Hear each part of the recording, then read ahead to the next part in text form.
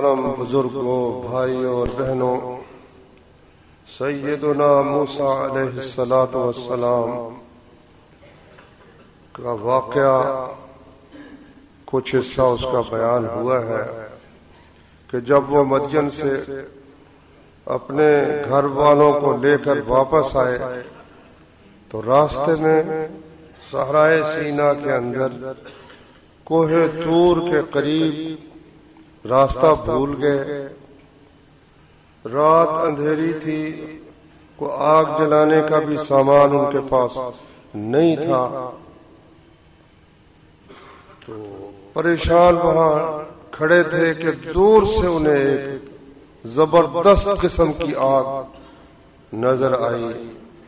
تو گھر والوں سے کہنے لگے کہ تم ٹھہرو، میں وہاں جاتا ہوں، وہاں سے کوئی ہو سکتا ہے کوئی راستہ بتانے والا مل جائے، یا کم از کم میں وہاں سے آگ کا کوئی شعلہ لے کر آتا ہوں یا انگارہ لے کر آتا ہوں تاکہ ہم آگ سینک کر رات پوری کر سکیں۔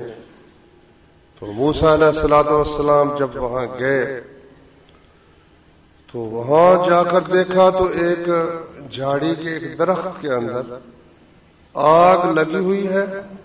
اور وہ عجیب و غریب قسم کی آگ ہے جس سے درخت جلنے کی بجائے وہ اور زیادہ سرسبز ہو کر لہلہا رہا ہے اور روشنی زبردست ہو رہی ہے۔ تو حیرانی سے وہ دیکھنے لگے، دیکھ ہی رہے ہیں تو اللہ تعالیٰ کی طرف سے یہ آواز آئی، یا موسیٰ، اے موسیٰ، انی انا ربک، میں تیرا رب، تجھ سے مخاطب ہوں، فاستمع لما یوحیٰ، تجھے جو وحی کی جاتی ہے اس کو غور سے سن، وَأَنَا اخْتَرْتُكَ، میں نے تجھے چن لیا ہے، اور اخلع علیک انک بالوادی المقدس طویٰ، اپنے جوتے اتار دے کیونکہ تو وادی مقدس طویٰ ہے، اور میں نے تجھے چن لیا ہے، اس لیے جو وحی تیری طرف کی جاتی ہے اس کو غور سے سن۔ وہ وحی چند باتوں پر مشتمل تھی۔ پہلی وحی، چنانچہ اللہ تعالی نے فرمایا، اننی انا اللہ، بے شک میں اللہ ہوں جو تجھ سے مخاطب ہوں، لا الہ الا انا،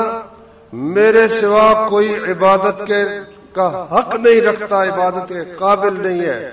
فاعبدنی، اس لیے صرف میری عبادت کر، کسی اور کی عبادت نہیں کرنی۔ پہلی وحی اللہ تبارک و تعالیٰ نے ہر پیغمبر کی طرف یہ فرمائی، اور دین سارے کی بنیاد یہ لا الہ الا اللہ کا کلمہ ہے۔ اللہ اکبر۔ نبی کریم صلی اللہ علیہ وسلم جب فوت ہو گئے تو حضرت عثمان رضی اللہ عنہ ایک دن بیٹھے ہوئے تھے، تو ان کے پاس سے حضرت عمر گزرے، انہوں نے سلام کہا، حضرت عثمان نے ان کو جواب نہیں دیا، ان کے دل میں بڑے اندیشے، بڑے خیال، گمان کہ میں نے انہیں سلام کہا، انہوں نے جواب نہیں دیا، مجھ سے ناراض ہے، کیا غلطی ہوگی مجھ سے۔ انہوں نے جا کر شکایت کی جناب ابو بکر رضی اللہ عنہ، ساری امت کے سردار تھے، کہ جی میں نے عثمان کو سلام کہا ہے، اس نے مجھے جواب ہی نہیں دیا۔ فرمایا چلو دونوں بھائی چلتے ہیں، پوچھ لیتے ہیں کیا ناراضگی۔ دونوں بھائی گئے، جا کر کہنے لگے جی کیا بات ہے کہ آپ کو عمر نے سلام کہا اور آپ نے جواب نہیں دیا؟ کہتے ہیں میرے پاس گزرے ہی نہیں ہے، نہ انہوں نے مجھے سلام کہا ہے کہ میں ان کو جواب دیتا، میرے پاس آئے ہی نہیں، نہ مجھے علم ہے۔ نہیں جی نہیں، میں نے بالکل ان کو سلام کہا ہے۔ ابو بکر بھی بہت دانا آدمی تھا،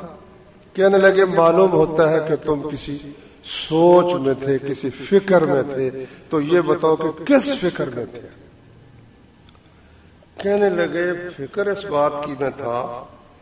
کہ نبی کریم صلی اللہ علیہ وسلم فوت ہو گئے، میں ان سے یہ نہیں پوچھ سکا کہ آخر کار نجات کس بات پر ہوگی، کس بات پر نجات ہوگی۔ حضرت ابو بکر رضی اللہ عنہ نے فرمایا کہ میں نے یہ پوچھ لیا تھا۔ حضرت عثمان کہنے لگے کہ میرے ماں باپ قربان ہوں، حق آپ کا ہی بنتا تھا۔ واقعی حضرت ابو بکر ہر کام میں پہل کرنے والے آدمی تھے، ہر کام میں پہل کر، اسلام لانے میں بھی سب سے پہل کی۔ رسول اللہ صلی اللہ علیہ وسلم نے فرمایا میں نے جس شخص کے سامنے بھی اسلام پیش کیا نا، ہر شخص نے تھوڑا بہت ضرور سوچا، صرف ایک شخص ہے جس نے کچھ سوچا ہی نہیں۔ میں نے کہا، اس نے کہا جی میں نے مان لیا، بالکل آپ سچے اللہ کے رسول ہیں۔ یہ تھے ابو بکر رضی اللہ عنہ۔ جی آپ کا حق بنتا تھا، تو بتائیے آپ نے کیا فرمایا؟ تو کہنے لگے میں نے پوچھا تھا تو رسول اللہ صلی اللہ علیہ وسلم نے فرمایا کہ وہ کلمہ جو میں نے اپنے چچا کے فوت ہوتے وقت ان کے سامنے پیش کیا تھا، لا الہ الا اللہ، کہ اے چچا تو لا الہ الا اللہ کہہ لے، میں تیری خاطر اللہ سے بحث کروں گا، جھگڑوں گا کہ میرا چچا مسلمان ہو گیا تھا،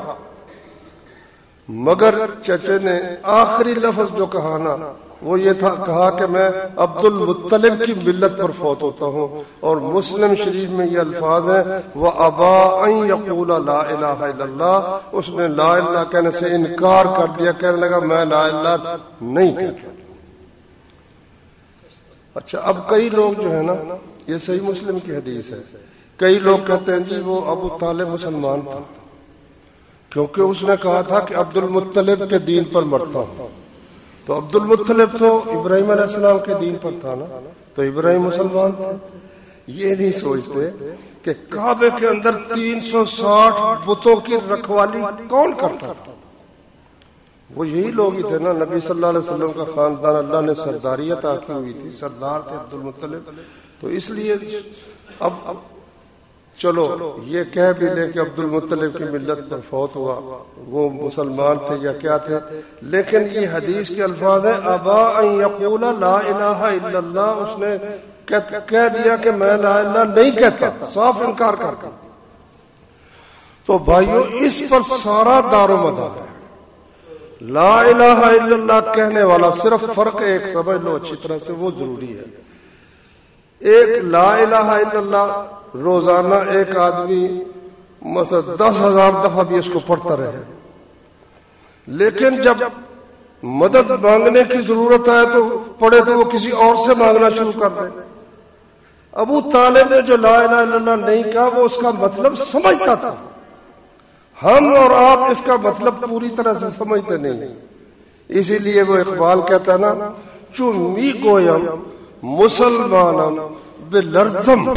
کہ دانم مشکلات لا الہ را، جب میں کہتا ہوں کہ میں مسلمان ہوں تو میں لرز جاتا ہوں، کیونکہ مجھے لا الہ الا اللہ کی مشکلات کا علم ہے کہ لا الہ کہنے سے ہر وہ بات ماننی پڑتی ہے جو اللہ کا حکم ہے اور جو حضرت محمد صلی اللہ علیہ وسلم کا حکم ہے، یہ مطلب ہے لا الہ کا۔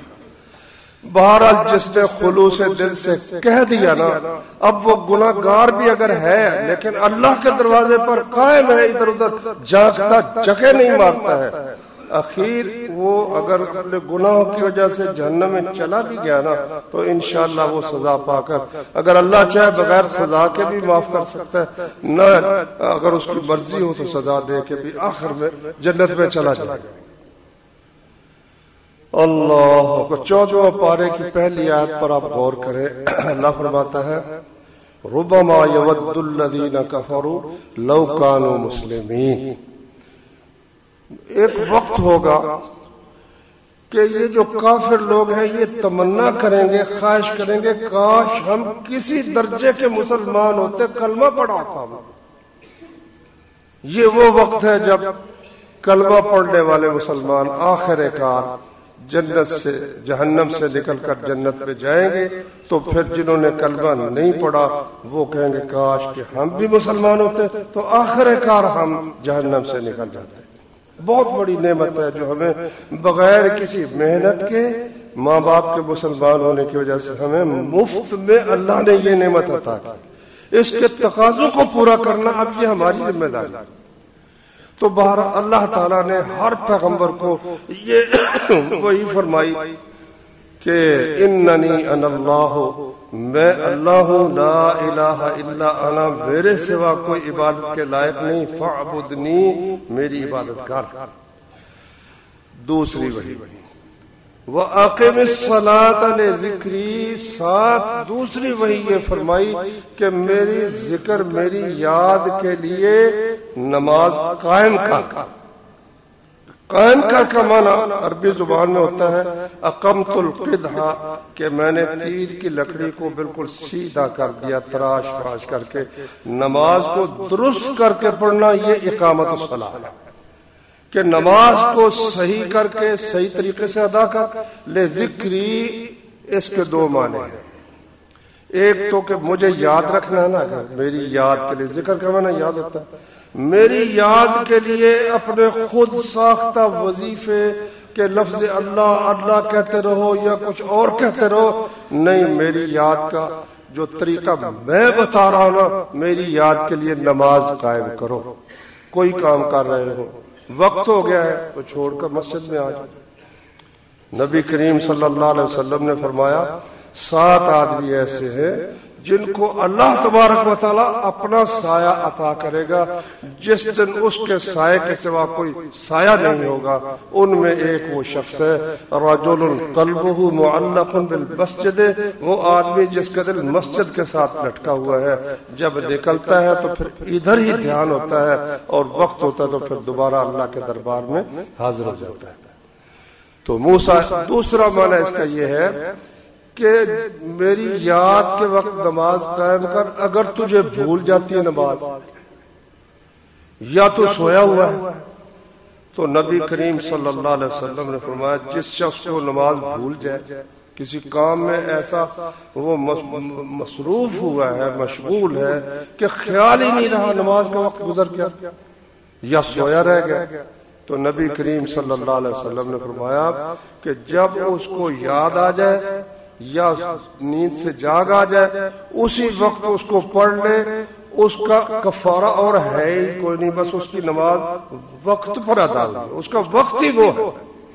اب کئی کیا کرتے ہیں، زور کی نماز رہ گئی، چلو جی کل کی زور کے ساتھ پڑھو گا، نہ بھائی یہ غلط ہے۔ جب وقت ملے سب سے پہلا کام یہ کرے کہ جو نماز رہ گئی اس کو پڑھے، یا سویا ہوا اٹھا ہے اور جی اب کل پڑھ لیں گے، کل کا کیا مطلب ہے؟ کل تک زندگی کا کسی کو کیا علم ہے کہ میں نے کل تک زندہ رہنا؟ اننی انا اللہ لا الہ الا انا، میں ہی اللہ ہوں، میرے سوا کوئی عبادت کے لائق نہیں، فاعبدنی، میری عبادت کر، واقم الصلاۃ لذکری، میری یاد کے لیے نماز کو قائم کر۔ ان الساعۃ آتیۃ، اب تک 2 باتیں ہوئی ہیں، ایک اکیلے اللہ کی عبادت کرنا، دوسرا اللہ کی یاد کے لیے نماز کو قائم کرنا۔ ہر نبی کو ان دونوں باتوں کی وحی ہوئی، توحید کے ساتھ ہی نماز۔ دیکھ لو ابراہیم علیہ السلام نے بیت اللہ کس لیے بنایا، اپنے بچے کو وہاں جا کر جو رکھا کس لیے؟ اللہ سے درخواست کی یا اللہ میں نے ماں بیٹے کو یہاں اس لیے چھوڑا ہے کہ تیرا گھر ہے، نماز پڑھیں گے۔ اسماعیل علیہ الصلوۃ والسلام ان کے بیٹے کا اللہ نے خاص طور پر ذکر کر کے فرمایا وَكَانَ يَأْمُرُ أَهْلَهُ بِالصَّلَاةِ وَالزَّكَاةِ، وہ اپنے گھر والوں کو نماز کا اور زکوٰۃ کا حکم دیتا تھا، ہر پیغمبر۔ اچھا، طائف کے لوگ جو تھے نا، ان کا وفد آیا، جب وہ سمجھ بیٹھے آخر کار کہ اب ہم نبی صلی اللہ علیہ وسلم کا مقابلہ نہیں کر سکتے، تو انہوں نے پھر آپس میں طے کیا کہ وفد جاتا ہے، کچھ رعایتیں مل جائے مسلمان ہونے پر تو رعایتیں لے لیتے ہیں۔ تو انہوں نے آ کر پہلا مطالبہ یہ کیا کہ یہ جو تم الٹے ہوتے ہیں نا، سجدے میں الٹا ہو جاتا ہے نا بندہ، کہتے جی ہم یہ الٹا یہ ہم نہیں ہو سکتے۔ تکبر تھا نا، سردار تھے، تکبر کہتا جی یہ جو ہے نا الٹا اوندا ہونا، اس سے ہمیں معاف رکھا جائے۔ تو نبی صلی اللہ علیہ وسلم نے کیا بات فرمائی؟ فرمایا لا خیر فی دین لیس فیہ رکوع جس دین میں اللہ کے سامنے جھکنا نہیں ہے وہ تو دین ہے ہی کوئی نہیں، اس میں کوئی فائدہ، اللہ خیر فی دین، اس میں کوئی خیر ہے ہی نہیں۔ اللہ کے سامنے اللہ کے سامنے جھکنا ہزاروں لاکھوں لوگوں کے سامنے جھکنے سے آدمی کو بچا لیتا ہے۔ علامہ اقبال نے دیکھو نا، ہر قسم کی بات وہاں سے مل جاتی ہے ویسے، لیکن یہاں اس نے کہا ہے، کہتا وہ ایک سجدہ جسے تو گراں سمجھتا ہے، جس سجدے کو تو مشکل نماز کو سمجھتا ہے، ہزار سجدے سے دیتا ہے آدمی کو نجات۔ ہزار سجدوں سے نہ اس کے سامنے جھکنا پڑتا ہے، نہ اس کے سامنے، نہ اس کے سامنے، ایک اللہ کے سامنے جھکنے سے انسان ہزاروں چیزوں اور ہزاروں لوگوں کے سامنے جھکنے سے بچ جاتا ہے۔ تو توحید کا حکم دیا اللہ نے موسیٰ علیہ السلام کو پہلی وحی میں، نماز کا حکم دیا۔ تیسری چیز، ان الساعۃ آتیۃ اکاد اخفیھا لتجزا کل نفس بما تسعی، یقیناً قیامت آنے والی ہے، قریب ہے کہ میں اسے چھپا کر رکھوں تاکہ ہر شخص جو کچھ کر رہا ہے اس کو اس کا پورا بدلہ ملے۔ یہ ایک ایسی بات ہے میرے بھائیوں کہ کافروں کو گوارا نہیں ہے، برداشت نہیں ہے کہ کوئی ہم سے پوچھے۔ ہمارے دین کی تو بنیاد ہی اسی پر ہے کہ چند روزہ زندگی ہے، پھر ہم نے مرنا ہے، مرنے کے بعد اللہ کے سامنے پیش ہونا۔ یہ نہیں ہے تو دین ہے ہی نہیں، کوئی دین بھی نہیں۔ فرمایا کیف تکفرون باللہ، اور لوگوں تم اللہ کے ساتھ کس طرح کفر کرتے ہو؟ وَكُنْتُمْ أَمْوَاتًا، تم مردہ تھے، تمہارا وجود ہی نہیں تھا، فَأَحْيَاكُمْ، اس نے تمہیں زندگی بخشی، ثُمَّ يُمِيتُكُمْ، پھر تمہیں موت دے گا، ثُمَّ يُحْيِيكُمْ، پھر تمہیں زندگی دے گا، ثُمَّ إِلَيْهِ تُرْجَعُونَ، پھر اس کے سامنے پیش ہونا پڑے گا تم کو، پھر ہر چیز کا حساب کتاب ہوگا۔ اللہ تعالیٰ نے موسیٰ علیہ السلام کو تیسری بات یہ فرمائی، ان الساعۃ آتیۃ، قیامت آنے والی ہے، اکاد اخفیھا، قریب ہوں میں کہ اسے چھپا کر رکھوں، لتجزا کل نفس بما تسعی، تاکہ ہر جان جو محنت کوشش کر رہی ہے اس کو اس کا بدلہ دیا جائے۔ چوتھی بات، فلا یصدنک عنہا من لا یؤمن بها واتبع هواه فترضى، دیکھنا اے موسیٰ، اے میرے کلیم، اس بات کا خیال رکھنا کہ وہ آدمی جو قیامت پر ایمان نہیں رکھتے، وہ لوگ جو قیامت پر ایمان نہیں رکھتے، اپنی خواہشوں کے پیچھے لگے ہوئے ہیں، اندھا دھند اپنی خواہش کے متعلق حلال و حرام کی تمیز نہیں کرتے، بدکاری سے نہیں ہٹتے، غرض جو بھی اپنی خواہشات کے پیچھے لگے ہوئے ہیں نا، اور قیامت پر ایمان نہیں رکھتے، دیکھنا کہ وہ تمہیں اس قیامت سے غافل نہ کر دیں، روک نہ دیں۔ شاہ عبد القادر رحمت اللہ علیہ نے قرآن کا ترجمہ بھی کیا ہے اور مختصر سا حاشیہ بھی لکھا ہے، وہ کمال حاشیہ، یعنی 2-4 لفظوں میں وہ ہوتا ہے جس پر وہ لکھتے ہیں، لیکن خلاصہ ہوتا ہے۔ کہتے دیکھو اللہ تعالیٰ نے اپنے کلیم کو، جس کو اتنا مرتبہ عطا کیا تھا، پہلی وحی میں اس کو گندے عقیدے والوں کے پاس بیٹھنے سے، ان کا اثر قبول کرنے سے منع فرما دیا کہ دیکھنا یہ قیامت کے منکر کہیں تجھے قیامت سے ہٹا نہ دے۔ تو ایسے داہریہ لوگوں کے پاس بیٹھنا، منکرین حدیث کے پاس بیٹھنا، دین کو مذاق کرنے والے لوگوں کے پاس بیٹھنا، آدمی آہستہ آہستہ جس کے پاس بیٹھتا اس کا اثر قبول کرنا شروع کر دیتا ہے۔ تو اللہ تبارک و تعالیٰ نے سیدنا موسیٰ علیہ السلام کو پہلی 3 چیزیں توحید، نماز، قیامت بتانے کے ساتھ ہی کہہ دیا کہ دیکھنا قیامت پر یقین سے تجھے وہ لوگ جو قیامت پر ایمان نہیں رکھتے اور خواہش پرست ہے، کیونکہ اگر وہ قیامت پر یقین رکھے تو پھر اس طرح کھلا کھا تو نہیں سکتے، حرام کھا نہیں سکتے، زنا کر نہیں سکتے، کسی کا حق مار نہیں سکتے جب قیامت پر ایمان اور یقین رکھے۔ اس لیے جو اپنی خواہش پرستی کرے گا وہ وہ یہ ماننے کے لیے تیار نہیں ہوگا کہ مجھے پوچھا جائے گا یا مجھے اٹھایا جائے گا. تو اللہ تبارک و تعالیٰ نے موسیٰ علیہ السلام کو فرمایا کہ دیکھنا جو لوگ اس قیامت پر ایمان نہیں رکھتے وہ تجھے اس قیامت سے ہٹا نہ دے. جو اپنے خواہش پرست ہیں وہ تجھے اس قیامت سے ہٹا نہ دے. ایک حدیث اس کی مناسبت سے میں رسول اللہ صلی اللہ علیہ وسلم کی آپ کو سناتا ہوں. فرمایا مثل الجلیس الصالح والجلیس السوء.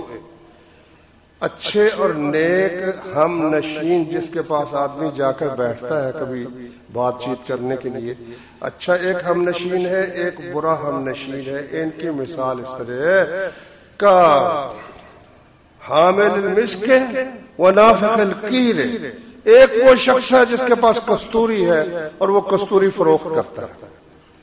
اور ایک وہ شخص ہے جو بھٹی دھونکتا ہے اور لوہے کو پگھلانے کے لیے وہ بھٹی چلاتا رہتا ہے. پہلے زمانے میں وہ پہلے ہم نے بھی دیکھا ہے وہ چمڑے کی ایک بنائی ہوتی تھی, اسے پھونک مارتے تھے اور وہ کوئلہ جو ہے اس کے ذریعے سے لوہے کو گرم کر کے آگے کام کرتے تھے. تو رسول اللہ صلی اللہ علیہ وسلم نے فرمایا فحامل المسک, جو کستوری والا ہے یا تو یہ ہے کہ تم اس سے خرید لو گے, پاس جو بیٹھا ہے تو بندہ کہتا چلو یار خرید لو, یا وہ تمہیں تحفہ دے دے گا, دوست ہے بیٹھتے آنا جانا بیٹھنا اٹھنا, کچھ بھی نہ ہو تو کم از کم خوشبو تو آتی رہے گی. لیکن وہ شخص جو بھٹی دھونکنے والا ہے, اول تو تمہارے کپڑے کوئی چنگاری اڑے گی کپڑا جل جائے گا یا اس کی سیاہی لگ جائے گی, کچھ نہیں ہے تو اس کی گندی بدبو سے تو تم کسی صورت بچ سکتے ہی نہیں. اس لیے اپنی مجلسوں کا, اپنے بچوں کی مجلسوں کا بھی خیال رکھو نا. بچہ رات آتا ہی دیر سے, ہاں بیٹے کہاں رہے ہو تو اس کو چاہیے عشاء کی نماز پڑھے مسجد میں اور گھر آئے, باہر رہنے کا کوئی مطلب ہی نہیں. ایسی گندی مجلسوں سے بعد میں پھر پتہ چلتا ہے جی یہ فلاں کے پاس بیٹھتا تھا تو یہ ہو گیا وہ ہو گیا, پھر کوئی اس کا فائدہ نہیں ہے. خود بھی اگر ایسی مجلس خصوصاً عقیدے کے متعلق جو منکر حدیث ہے, جو مشرک ہے اور جو اس طرح دنیا دار بے دین ہے, داریہ ہے, اس کے پاس بالکل بندے کو مجلس اختیار نہیں کرنی چاہیے. اللہ تعالیٰ نے چوتھی بات اپنے کلیم کو یہ بیان فرمائی, عبادت صرف میری کرنی ہے, نماز میری یاد کے لیے قائم کرنی ہے, اور یہ یقین رکھنا ہے قیامت آنے والی ہے تاکہ ہر شخص کو اس کے کیے کا بدلہ دیا جائے. اور چوتھی یہ ہے کہ دیکھنا بری مجلس اختیار نہ کرنا کہ کہیں وہ لوگ جو خواہش پرست ہے وہ تمہیں قیامت کے عقیدے سے پھسلا نہ دیں. اچھا یہ ساری وحی ہونے کے بعد پھر اللہ تعالیٰ نے پوچھا وَمَا تِلْكَ بِيَمِينِكَ يَا مُوسَىٰ, اے موسیٰ یہ تیرے ہاتھ میں کیا ہے؟ تیرے دائیں ہاتھ میں, یمین کا تیرے دائیں ہاتھ میں کیا ہے؟ موسیٰ علیہ السلام نے فرمایا ہِیَ عَصَایَ, یہ میری لاٹھی ہے, اتوکأ علیہا, میں اس پر ٹیک لگاتا ہوں, وَأَهُشُّ بِهَا عَلَىٰ غَنَمِي, بکریوں کے لیے بھیڑ بکریوں کے لیے پتے جھاڑتا ہوں, وَلِيَ فِيهَا مَآرِبُ أُخْرَىٰ, اور میرے لیے اس میں اور بھی بہت سی ضرورتیں ہیں اور کئی ضرورتوں میں یہ میرے کام آتی. اچھا یہاں اللہ تعالی نے فرمایا اچھا قال القها یا موسیٰ, فرمایا موسیٰ اس لاٹھی کو پھینکو. فالقاها, موسیٰ علیہ السلام نے لاٹھی پھینک دی. فاذا هي حیۃ تسعى, تو وہ سانپ بن گئی اور دوڑنے لگ گئی. اچھا ایک جگہ حیۃ کا لفظ ہے, ایک جگہ جو ہے نا لفظ ثعبان, ان کے بہت بڑا اژدہا بن گئی, بہت بڑا سانپ بن گئی. لو جی لاٹھی جب سانپ بنی نا تو اللہ تعالیٰ نے فرمایا کہ موسیٰ علیہ السلام الٹے پاؤں بھاگ اٹھے. یہ بھی نہیں کہ دائیں طرف کہیں بھاگے ہیں, بس وہ جب سانپ بنا تو موسیٰ علیہ السلام ایسے خوف زدہ ہوئے کہ موسیٰ علیہ السلام الٹے پاؤں دوڑ لگا دی. موسیٰ علیہ السلام جب دوڑ لگا دی تو اللہ تعالیٰ نے فرمایا یا موسیٰ اقبل، موسیٰ آ جا، کوئی بات نہیں، آ جا، یا موسیٰ اقبل، موسیٰ آ جا، ولا تخف، ڈر نہیں، سنعیدها سیرتها الاولی، ہم اس کو جس طرح پہلے لاٹھی تھی پھر اس کو لاٹھی بنا دیں گے۔ یہاں چند باتیں مفسرین نے لکھی ہیں، وہ میں آپ کو انشاءاللہ بتاتا ہوں۔ پہلی بات یہ ہے کہ موسیٰ علیہ السلام سے اللہ تعالیٰ نے پہلے یہ پوچھنے کی کیا ضرورت تھی کہ تیرے ہاتھ میں کیا ہے، اور انہوں نے کہا لاٹھی ہے۔ ویسے ہی اللہ تعالیٰ کہتے ہیں بھائی اللہ کو پتا تھا کہ ہاتھ میں لاٹھی ہے، پوچھنے کی ضرورت کیا تھی کہ تیرے ہاتھ میں لاٹھی ہے؟ تو وہ کہتے ہیں ایک وجہ تو یہ ہو سکتی ہے کہ مانوس کرنے کے لیے، جس طرح بندہ بات کرتا ہے تو اللہ تبارک و تعالیٰ نے اس طرح ان کو مانوس کرنے کے لیے کہا بھائی موسیٰ تمہارے ہاتھ میں کیا ہے۔ اور ایک وجہ یہ بتاتے ہیں کہ اگر اللہ تعالیٰ نے پہلے انہیں یہ نہ کہا ہوتا کہ بھائی تمہارے ہاتھ میں کیا ہے، اور انہیں خوب اچھی طرح دیکھ کر یہ نہ کہا ہوتا کہ یہ لاٹھی ہے، ممکن تھا کہ موسیٰ علیہ السلام کو اگر اللہ تعالیٰ پہلے ہی فرماتے کہ یہ تمہارے ہاتھ میں اس کو پھینک دو اور وہ سانپ بن جاتا، تو موسیٰ علیہ السلام ممکن ہے سمجھتے ہوئے میں نے پکڑا ہوا ہی سانپ تھا، اللہ نے مجھے کہا اس کو پھینک دو تو یہ تھا ہی سانپ، تو اللہ تعالیٰ کے کہنے پر وہ انہوں نے پھینک دیا تو سانپ تھا، سانپ پھینک دیا۔ جب اللہ نے فرمایا کہ تمہارے ہاتھ میں کیا ہے، انہوں نے خوب دیکھا تو ہوگا میں اللہ تعالیٰ پوچھ رہا ہے تو یقیناً میں دیکھوں کیا چیز ہے، تو وہ دیکھا لاٹھی، کہا یا اللہ لاٹھی ہے، اور میں کہا اس کو پھینک۔ اچھا، موسیٰ علیہ السلام نے اب جو جواب دیا اتنا ہی کافی تھا، لاٹھی ہے۔ اللہ نے پوچھا کیا ہے تیرے ہاتھ میں، تو موسیٰ علیہ السلام یہی کہنا تھا کہ لاٹھی، مگر موسیٰ علیہ السلام آگے چل پڑے، یہ میری لاٹھی ہے، میں اس پہ ٹیک لگاتا ہوں، میں اس کے ساتھ پتے بکریوں کے لیے جھاڑتا ہوں، میرے لیے اور بھی کئی اس میں ضرورتیں ہیں، فائدے۔ اس کے متعلق مفسرین لکھتے ہیں کہ دو باتیں ہیں لکھی جو انہوں نے، ایک تو یہ ہے کہ موسیٰ علیہ السلام نے سمجھا کہ یہ سوال کہ تیرے ہاتھ میں کیا ہے اللہ تعالیٰ پوچھ رہا، تو لاٹھی کا تو اللہ کو پتہ ہی ہے، وہ مجھ سے پوچھنا یہ چاہتے ہیں کہ لاٹھی کیوں اٹھائی ہوئی ہے، کیا ضرورت ہے، تم نے لاٹھی کا کیا فائدہ، کیوں اٹھائی ہوئی ہے؟ تو اس لیے انہوں نے پھر اپنے بیان کیا کہ یا اللہ میں نے اس مقصد کے لیے اٹھائی ہوئی ہے، ٹیک بھی لگاتا ہوں، پتے بھی جھاڑتا ہوں اور بھی کام۔ اور دوسری بات جو زیادہ مضبوط معلوم ہوتی ہے وہ یہ ہے کہ اللہ کے کلام میں ایسی لذت تھی، ایسا لطف تھا کہ موسیٰ علیہ السلام اب چاہتے تھے کہ میں اللہ سے باتیں کرتے ہی چلا گیا۔ تو اللہ نے صرف اتنا پوچھا تھا تیرے ہاتھ میں کیا ہے، موسیٰ علیہ السلام نے آگے لمبی کہانی شروع کر کہا یا اللہ میرے ہاتھ میں لاٹھی ہے، میں اس پہ ٹیک لگاتا ہوں، میں اس سے پتے جھاڑتا ہوں۔ اچھا، لیکن اب ایک طرف اس محبت کا تقاضا تھا، ایک طرف ادب کا تقاضا تھا کہ اللہ کے سامنے اتنی لمبی باتیں تو نہیں نہ کرنی چاہیے، اس لیے اور جو باتیں کرنی چاہتے تھے ان کو سمیٹ کر کہہ دیا کہ یا اللہ یہ میری لاٹھی ہے، میں اس پہ ٹیک لگاتا ہوں، ایک ضرورت تو اپنی ذات کی بیان کر دی، وَأَحُشُّ بِهَا عَلَىٰ غَنَمِي، ایک جو بکریوں کی ضرورت تھی وہ بیان کر دی، آگے بات مختصر کر دی کہ کہیں بے ادبی نہ ہو جائے، تو کہہ دیا کہ یا اللہ اور بھی بڑی ضرورتوں میں یہ کام آتی ہے۔ سبحان اللہ، کیا ان کا منظر ہوگا اور کیا ایک دوسرے کے ساتھ بندے کا اور اللہ کا تعلق، اور یہ تو موسیٰ علیہ السلام ہی جانتے ہیں نا، ہم تو اس کو سن کر پڑھ کر ہی انشاءاللہ لذت اور لطف حاصل کر رہے ہیں۔ تو اللہ تبارک و تعالیٰ نے فرمایا خُذْهَا وَلَا تَخَفْ، اس کو پکڑ لو اور ڈرو نہیں۔ موسیٰ علیہ السلام نے اس کو پکڑا نا تو پھر لاٹھی بن گئی۔ اس مشاہدے کی کیا ضرورت تھی؟ مشاہدے کی ضرورت یہ تھی کہ اللہ تبارک و تعالیٰ اپنے پیغمبروں کو کئی چیزوں کا نا مشاہدہ آنکھوں کے ساتھ کروا دیتا ہے، جو دوسرے لوگوں کو صرف سننے کی حد تک ہوتا ہے، اللہ پیغمبروں کو آنکھ سے دکھاتا ہے۔ مثال کے طور پر جناب ابراہیم علیہ السلام نے اللہ تعالیٰ سے درخواست کی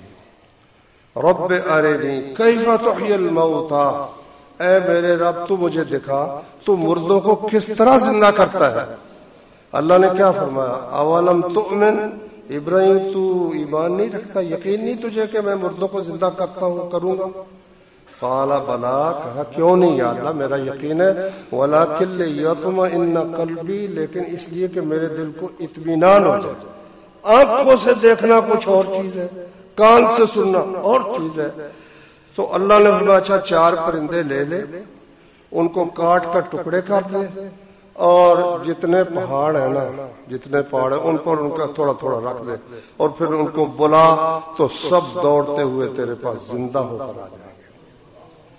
اب ایک ہی شخص، ہم نے بھی اگرچہ مشاہدہ کیا ہے، زمین پر خاک پڑ رہی ہوتی ہے، اللہ نے اس کو بیان کیا، بارش ہوتی ہے تو وہ مینڈک ٹاں ٹاں شروع کر دیتے، کہاں سے آ گیا مینڈک؟ آخر وہ مردہ ہی زندہ ہوا نا، مینڈک ٹرانے لگ جاتے ہیں، اور وہاں جو ہے یہ تریڈیاں ٹڈیاں وہ اچھلنا شروع کر دیتے ہیں، اور پودے پیدا ہونا شروع ہو جاتے ہیں۔ ہم بھی دیکھتے ہیں اپنی آنکھوں سے، لیکن اب پرندہ کاٹ کر اس کا گوشت اور سب پر رکھنے کے بعد جب آنکھوں سے دیکھا کہ وہ زندہ ہو کر آ گئے، کتنا ان کا یقین ہوگا۔ اب اللہ تعالیٰ نے موسیٰ علیہ السلام، ایک عالم کی میں نے تقریر سنی، اس کی ایک بات مجھے یاد رہے گی، بڑی اس نے اچھی کی، کہنے لگے کہ اللہ تعالیٰ نے موسیٰ علیہ السلام کو بھیجنا تھا فرعون کے پاس، جو اس وقت قوت میں اتنا زبردست تھا کہ وہ رب اعلیٰ کہلاتا تھا۔ اب اللہ اپنے کلیم کو مشاہدہ کروانا چاہتا تھا کہ میں جب چاہوں اس وقت ایک بے جان لکڑی کو اتنا زبردست خوفناک بنا سکتا ہوں کہ ہر چیز کو نگل جائے سانپ بن کے۔ ایک مشاہدہ یہ کروا دیا کہ بے جان لکڑی زبردست سانپ بن گئی، اور دوسرا مشاہدہ یہ کروایا کہ اس سانپ سے ڈرو نہیں، ہاتھ ڈالو، ہاتھ ڈالا تو وہ جو زبردست خوفناک سانپ تھا پھر بے جان لکڑی بن گئی۔ تو ان کو مشاہدہ کروا دیا کہ جب میں چاہتا ہوں تو ایک بے ضرر چیز کو اس قدر خوفناک بنا سکتا ہوں، اور جب چاہوں تو اتنی خوفناک چیز کو پھر بے ضرر لاٹھی کی صورت میں بدل سکتا ہوں۔ ایک مشاہدہ اللہ تعالیٰ نے یہ کروا دیا، اور دوسرا فرمایا وَضْمُمْ يَدَكَ إِلَىٰ جَنَاحِكَ، اپنا ہاتھ اپنے پہلو کے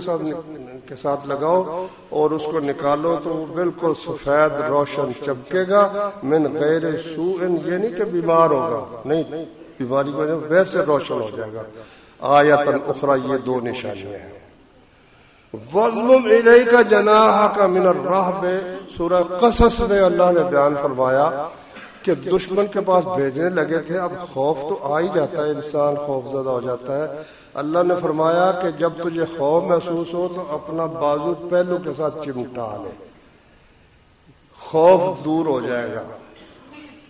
خوف دور کرنے کے لیے اللہ تعالیٰ نے تیسری بات یہ سمجھائی کہ اپنا بازو اپنے پہلو کے ساتھ لگا لو۔ اب بھی آپ بھی اگر کبھی دیکھیں تو اس میں فائدہ ہوتا ہے ویسے، کہ جب انسان لرز رہا ہو کسی خوف سے تو اس طرح ہاتھ ملا لینا تو خوف سے کافی حد تک فائدہ ہو جاتا ہے۔ یہ بھی اللہ تعالیٰ نے ان کو بات سمجھائی۔ اور اس کے بعد جناب موسیٰ علیہ السلام جو تھے انہوں نے اللہ تعالیٰ سے کچھ درخواستیں کی۔ اللہ نے فرمایا